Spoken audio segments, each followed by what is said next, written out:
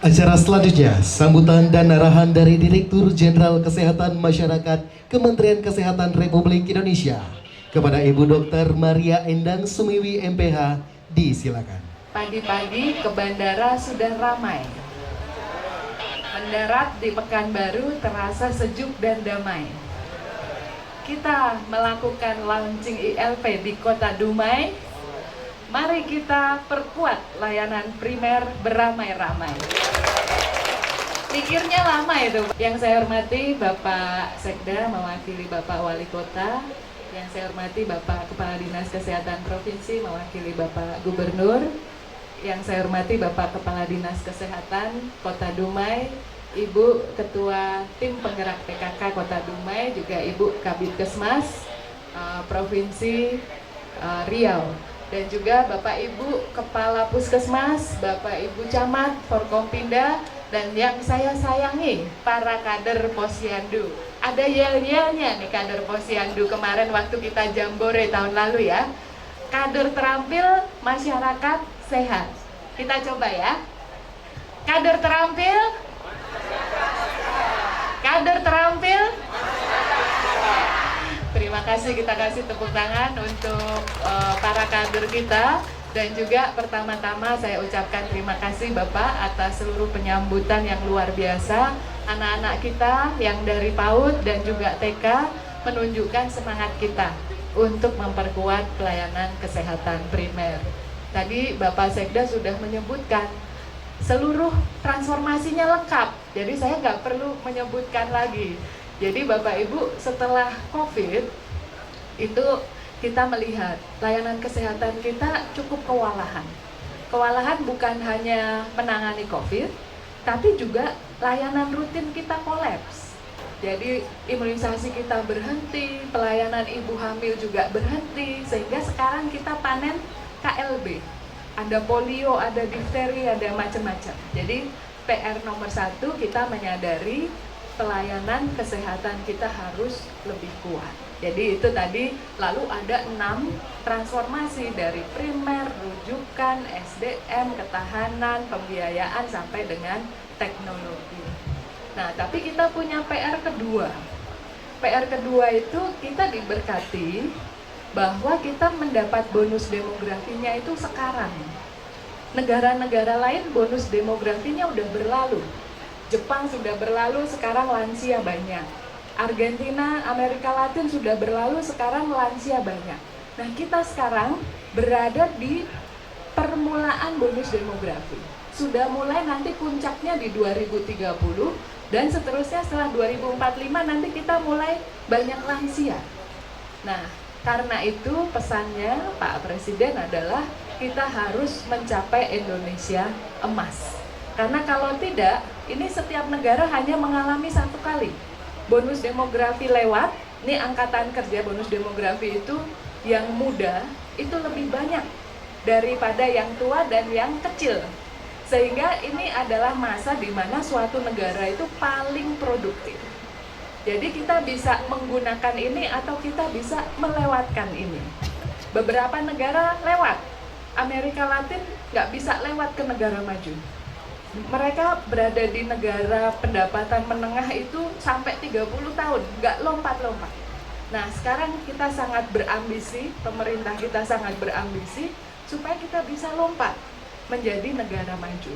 Lompat itu artinya pendapatannya kira-kira rata-rata 15 juta per bulan. Nah, ini yang kaum muda kita harus semangat, belajar sampai pintar, tapi sebelum itu harus sehat. Karena kalau nggak sehat, nanti seperti Pak Kadis sampaikan pernah di rumah sakit, sudah sehat, sudah penghasilan 15 juta, tapi harus cuci darah 2 minggu sekali. Bahkan ada yang seminggu 2 kali. Jadi nanti membebani keluarga, uang yang tadinya harusnya untuk kita seluruh negara bisa maju, tapi menjadi tidak produktif. Nah, karena itu kita punya tugas. Tugasnya persis seperti yang disampaikan Pak Kadis. Gimana supaya orang-orang nggak usah sampai rumah sakit. Selama ini mungkin yang kita kerjakan rumah sakit harus bisa, karena kita selalu melihat penderitaan ya. Waktu orang sudah stroke, waktu sudah gagal jantung, waktu sudah gagal ginjal, kok rumah sakit kita nggak bisa melayani. Nah, sekarang rumah sakit sudah mulai bagus-bagus, tapi PR yang kedua, jangan sampai gagal ginjal. Jadi kita harus menjaga tetap sehat. Nah, lalu kita berpikir, gimana ini cara menjaga tetap sehat? Puskesmas kita cuma 10.000. Sama seperti Thailand. Thailand itu indikator kesehatannya jauh lebih bagus. Juga puskesmasnya 10.000. Tapi penduduk Thailand berapa? 70 juta. Penduduk kita 280 juta. Jadi beban puskesmas kita itu 4 kalinya beban puskesmas di Thailand untuk menjaga masyarakatnya tetap sehat. Jadi nggak mungkin puskesmas itu ketemu sama seluruh masyarakat karena terlalu banyak untuk dijaga tetap sehat. Sehingga kita lalu berpikir, kalau begitu apa sarana yang bisa menjangkau seluruh masyarakat? Pak Menkes beliau pernah menjadi Direktur Utama Bank Mandiri. Lalu beliau sampaikan, ini kenapa kok yang punya tabungan itu kok nggak semua masyarakat? Nah, ternyata kalau kantor cabangnya sedikit, nggak mungkin menjangkau seluruh masyarakat. Lalu kita lihat apa yang menjangkau seluruh masyarakat. Ternyata Indomie dan rokok itu menjangkau seluruh masyarakat Indonesia, kalah kita karena kita tidak menjangkau seluruh masyarakat. Nah, kuncinya di mana? Ternyata warung-warung itu jumlahnya 300.000 sampai 500.000 di seluruh Indonesia. Nah, kita berpikir apa yang jumlahnya 300.000? Ternyata kita punya, yaitu posyandu. Jadi posyandu kita ini Bapak Ibu jumlahnya 300.000 di seluruh Indonesia. Kalau kita perkuat, maka kita akan bisa menjangkau seluruh masyarakat Indonesia. Kenapa harus dijangkau? Karena harus dipertahankan supaya tetap sehat. Jadi pada saat lahir, kebanyakan sehat balita-balita kita. Ada beberapa yang lahirnya prematur, lahirnya beratnya kurang dari 2.500, kemudian panjang badan kurang dari 48 cm. Ini beberapa persen tetap harus kita jaga, tapi sebagian besar lahirnya sehat. Tapi setelah sehat, kenapa bisa jadi gagal ginjal? Padahal dia sudah sehat waktu lahir. Nah, ini yang harus kita jaga. Makanya integrasi layanan primer nomor 1 adalah mengubah pendekatan program menjadi pendekatan siklus hidup. Kenapa kita berubah ke siklus hidup? Supaya bisa kita ikutin masyarakat kita. Waktu hamil harus sehat. Waktu lahir harus sehat. Sehatnya apa kalau lahir? Kalau hamil sehatnya apa? Nggak boleh kek, nggak boleh anemia. Lalu kalau hamil peningkatan berat badannya sesuai target dan melahirkan anak yang ideal, berat badannya di atas 2.500, panjang badannya di atas 48 cm, lahirnya cukup bulan di atas 37 minggu. Nah, lalu balita harus sehat. Gimana balita harus sehat? Diimunisasi, lalu harus hidup bersih dan sehat. Tadi kita kasih tepuk tangan untuk PAUD ya, yang tadi saya lihat anak-anaknya sehat-sehat semua, tinggi badannya bagus-bagus semua. Dan kita Bapak Ibu juga tidak hanya penguatan puskesmas pustu posyandu dalam rangka integrasi dan penguatan layanan primer, kita kerjasama dengan Kemendikbud. Jadi sekarang sudah ada kurikulum bahan ajar dari PAUD sampai SMA. Jadi PAUD itu harus bisa apa? PAUD harus bisa cuci tangan pakai sabun. Tadi nyanyinya ada gizi seimbang, dia tahu dia harus makannya ada ayamnya, ada ikannya, ada dagingnya, ada protein hewaninya, ada karbonya, ada sayurnya, ada buahnya. Nah, itu masuk dalam literasi. Ini bagian dari pembangunan kita ingin masyarakat sehat. Tadi balita. Nah, balita masalah kita apa? Balita itu ada 2 masalahnya. Infeksi, diare. Infeksi perut tuh, diare, tifus. Nah, itu berarti kebersihan. Apakah semua udah ODF belum? Di sini sudah bebas buang air besar sembarangan atau belum? Karena kalau sering diare, ususnya itu jadi lebih licin. Nggak bisa nyerap makanan. Kalau anak sering diare, itu makanannya lewat, nggak diambil. Nah, jadi untuk pertumbuhan nggak bagus. Jadi anak-anak nggak boleh sering sakit. Kemudian masalah yang kedua juga infeksi kulit ternyata anak-anak. Jadi kebersihan itu penting untuk anak-anak kita jaga. Jadi ini masuk dalam 25 keterampilan kader. Karena kan keterampilan kader mulai dari siklus hidup ya. Dari ibu hamil harus apa? Bayi, balita. Makanya diimunisasi supaya nggak sering sakit. Termasuk ada imunisasi baru. Bagian dari penguatan pencegahan, yaitu imunisasi yang membuat anak-anak tidak diare, yaitu rotavirus. Dan juga imunisasi yang membuat anak-anak tidak sakit paru-paru, yaitu PCV. Jadi itu tambahan baru. Dulu cuma 11, sekarang 14. Karena ditambah imunisasi untuk diare, mencegah diare, imunisasi untuk mencegah sakit paru-paru, dan imunisasi untuk mencegah kanker leher rahim. Ini untuk anak-anak SD. Jadi kita jaga mereka sehat.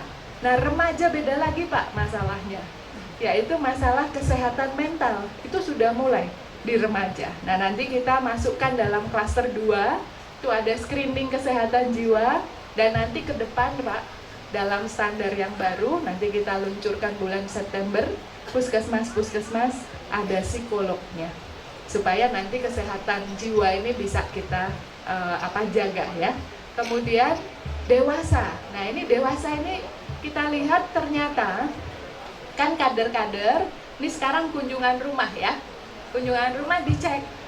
Ternyata ini bapak-bapak, ibu-ibu, para pemuda banyak yang nggak tahu status tekanan darahnya.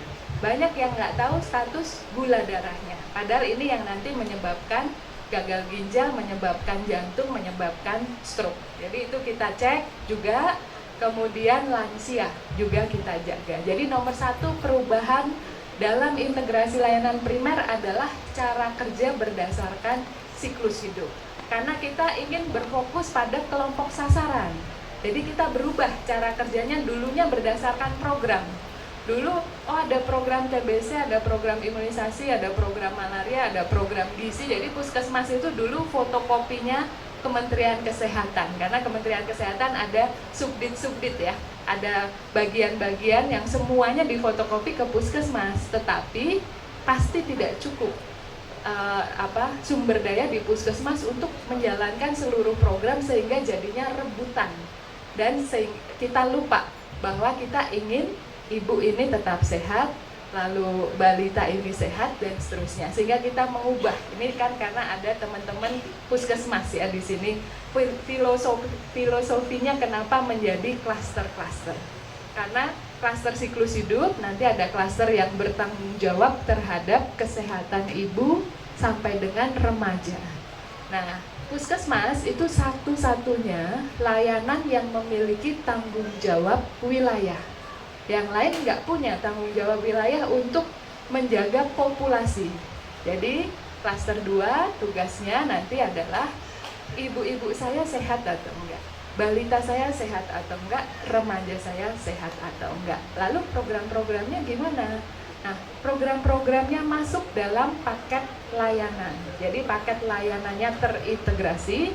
Kalau ibu harus dapat layanan A sampai Z, maka ibu ini mesti dapat layanan itu, termasuk layanan HIV-nya, sifilisnya, hepatitisnya, laboratorium. Nah, itu masuk dalam paket layanan. Sehingga perubahan dari program ke siklus hidup itu tidak perlu khawatir nanti programnya nggak jalan, karena tetap bisa jalan melalui paket layanan. Nah, itu perubahan pertama.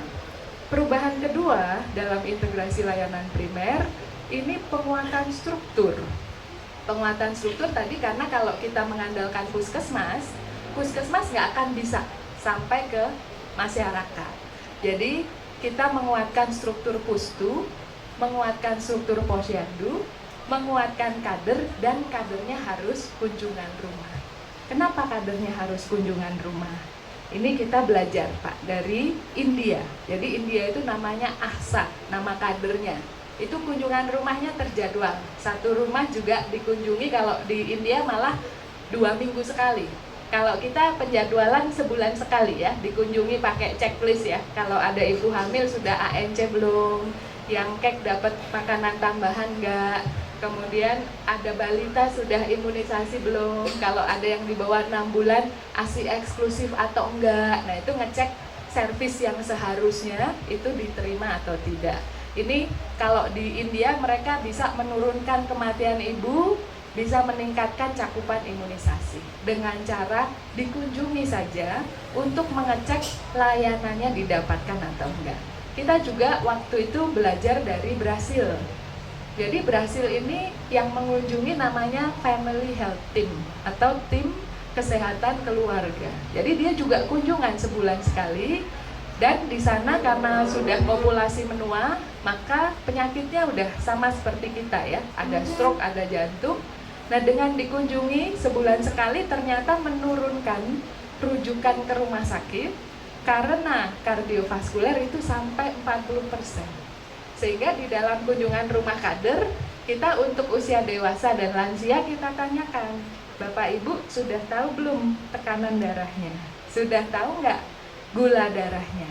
Ya, sudah di screening belum? Itu kan ditanyakan ya, waktu kunjungan rumah. Lalu kalau sudah hipertensi, ditanyakan obatnya, kemarin minum obat atau enggak? Gitu. Karena ternyata masyarakat kita ini merasa kalau minum obat terus itu ketergantungan obat. Jadi kemarin kebetulan minggu lalu saya dari Ternate, di Posyandu ketemu sama lansia.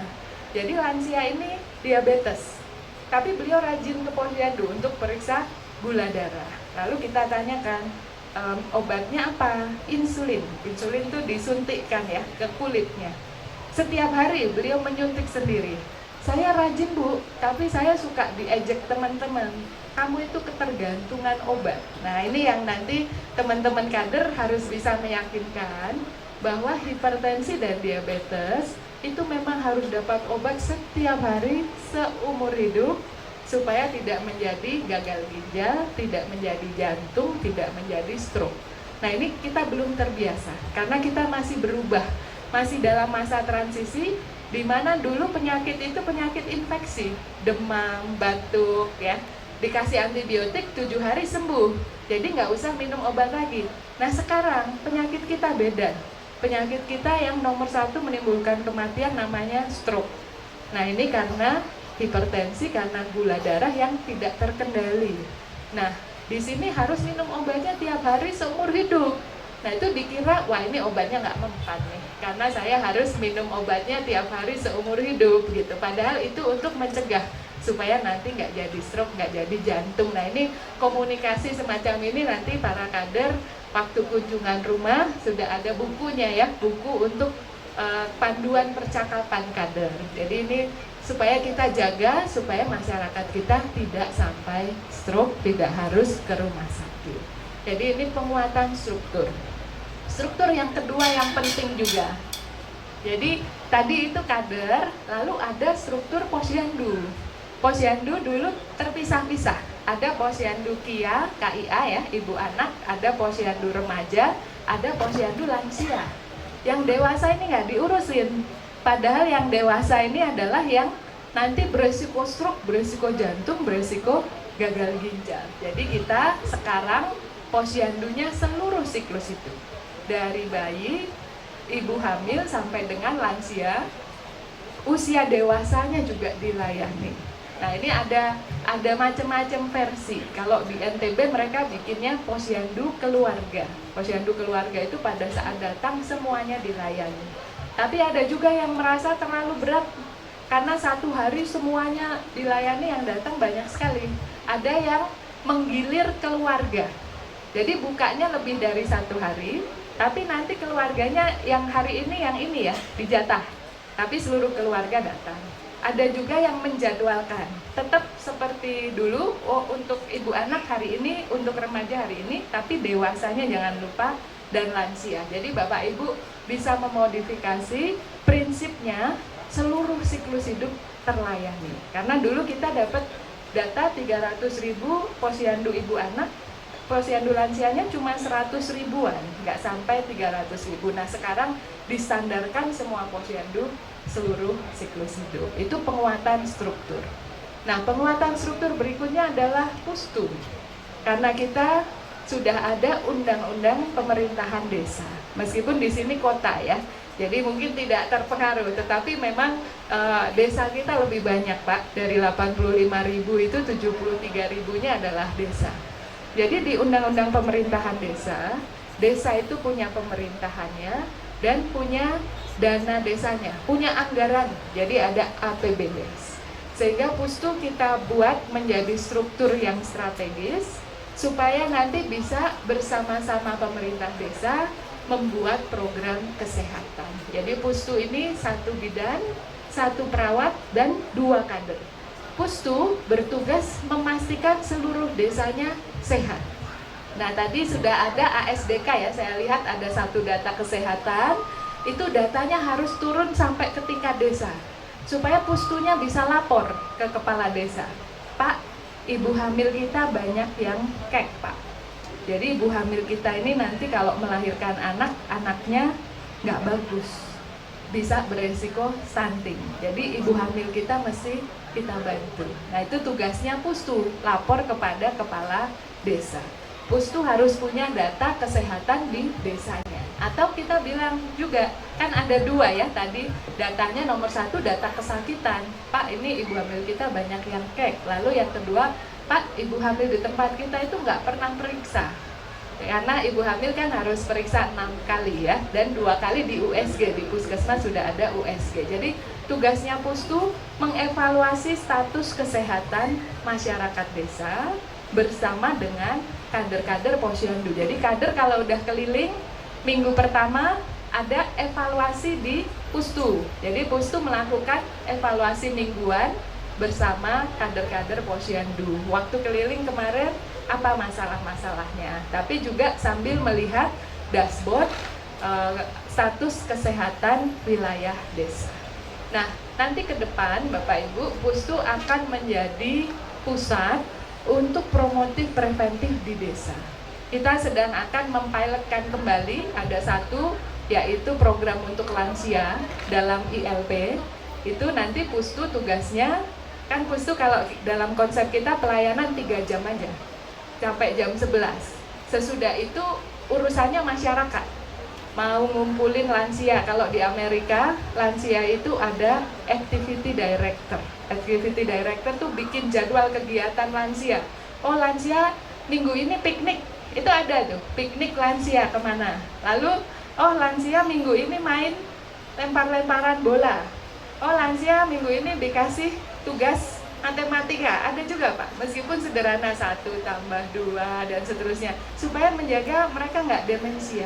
Karena kita itu secara alamiah akan mengalami kepikunan, tapi kepikunan itu bisa kita hambat. Nah caranya lansia harus berkegiatan. Nah itu kalau di Amerika ada sertifikatnya Pak, Activity Director certification-nya itu ada, karena ada dosis-dosis kegiatan lansia.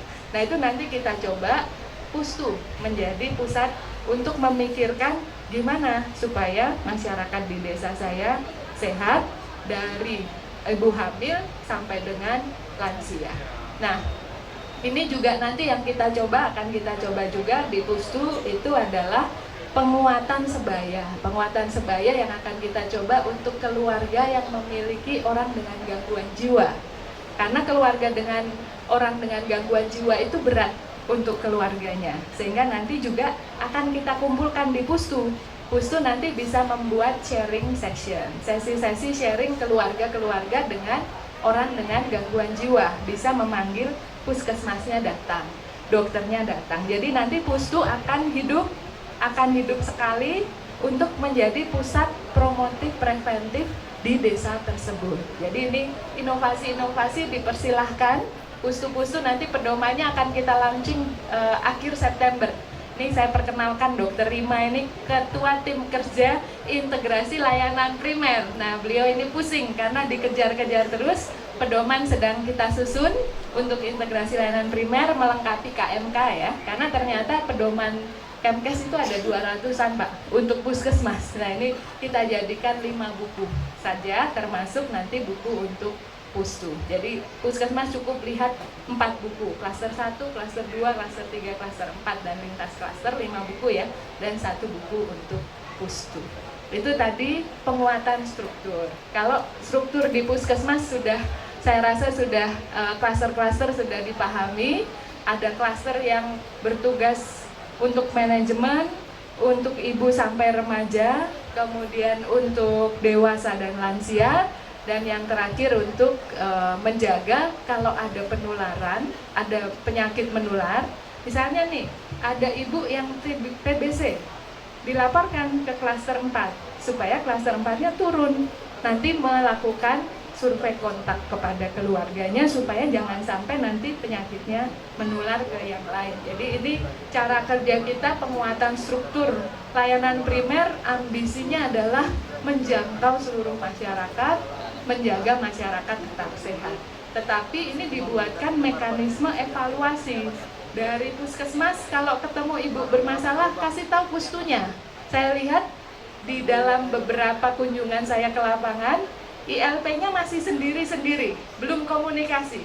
Jadi puskesmasnya sudah bikin klaster, pustunya sudah bikin klaster, posyandunya sudah jalan, tapi komunikasi antara puskesmas, pustu, posyandu belum kuat.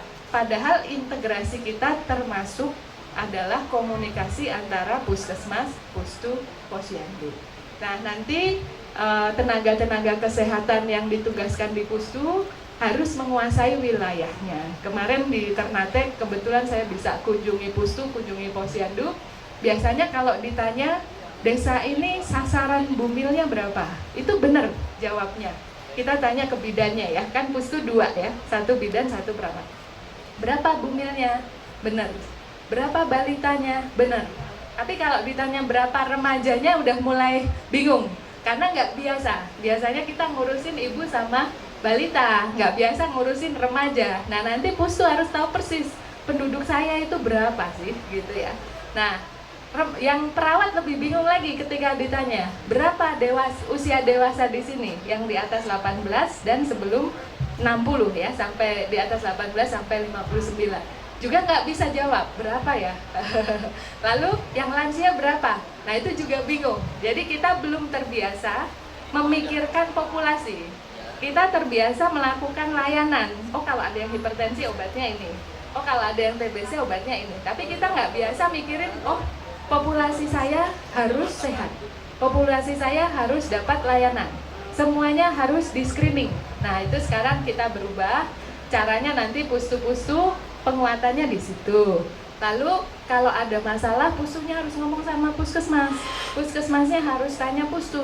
Nanti puskesmasnya menilai kinerja pustu. Jadi, oh, pustu di sini, desa ini, bumilnya periksa nggak? Balitanya diimunisasi nggak? Nah, itu nanti tanggung jawab dari pustu supaya bisa masuk ke dalam musrenbang desa. Jadi kalau Bapak Ibu di pustu mengetahui masalah kesehatan desa, saat musrenbang desa di dalam pedoman pustu nanti itu menjadi tugas tenaga kesehatan pustu dan kader pustu untuk melakukan perencanaan pembangunan kesehatan desa, karena di dalam pemerintahan desa itu ada SDG desa. Jadi SDG desa yang ketiga adalah mewujudkan desa yang sehat. Nah, ini kita mencoba supaya arsitektur dari layanan kesehatan kita itu klop dengan struktur-struktur administrasi pemerintahan, supaya kita tidak kehilangan kesempatan. Karena kami lihat dana desa uangnya cukup banyak untuk kesehatan, tapi pemerintah desanya bingung mau menggunakan untuk apa. Nah, ini nanti bersama dengan petugas pustu. Dan yang terakhir, di dalam integrasi layanan primer itu ada pengawasan wilayah setempat atau pemantauan wilayah setempat. Bapak Ibu yang tugas di puskesmas sudah biasa ada UCI desa. UCI desa itu Universal Coverage of Immunization ya. Imunisasi desa itu sudah mencapai 90% belum, itu namanya UCI desa. Nah, nanti ini menjadi semua, nggak hanya imunisasi, nggak hanya ibu, nggak hanya KIA, yang di PWS kan semuanya, ibunya, balitanya, remajanya, dewasanya, itu kita PWS kan. Jadi ini arah kita ke depan Bapak Ibu untuk memperkuat pelayanan kesehatan primer kita. Di beberapa tempat saya sudah melihat hal-hal yang menarik nih. Jadi ini kebetulan karena baru dari Ternate di Puskesmas, ketemu ibu-ibu yang baru masuk di screening. Terus saya tanya, nah ibu diceritakan ya. Ibu ini sebetulnya mau mengakses layanan KB aja. Jadi mau layanan KB, tapi karena sudah ILP, kan ILP disuruh masuk semuanya ke klaster 3 yang usia dewasa. Jadi siapapun yang datang sekarang masuk dulu ke klaster-klaster, lalu di screening. Nah, ketika di screening, ternyata ibu ini gula darahnya 345, tekanan darahnya 145. Nah, beliau nggak tahu sebetulnya bahwa dia punya gula darah setinggi itu dan punya tekanan darah setinggi itu. Kalau kita tidak ILP, ibu ini datang pasang KB pulang. Nanti suatu saat beliau akan menderita stroke, menderita jantung karena tidak tertangani tekanan darah tingginya, gula darah tinggi yang tinggi juga. Jadi kemarin saya melihat, oh ini ada gunanya kita melakukan ILP ini karena kita bisa menangkap orang-orang yang sebetulnya tidak kita tangkap, tidak dalam perawatan bisa kita tangkap.